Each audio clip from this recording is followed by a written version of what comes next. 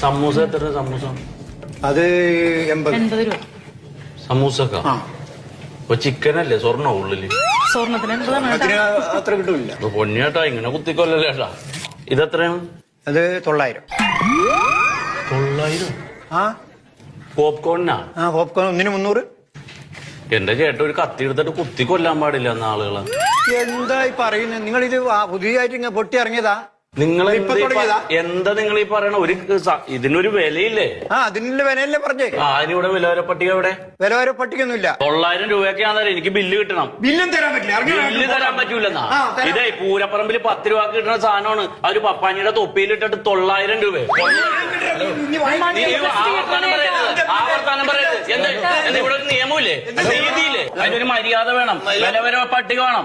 മര്യാദ ഇല്ലാത്ത ഒരു തിയേറ്ററിൽ ഇങ്ങനെ ഒച്ചപ്പാടുണ്ടാക്കിയാൽ എന്റെ ചേട്ടാ കൊള്ളയാണ് ഇവിടെ നടക്കണത്.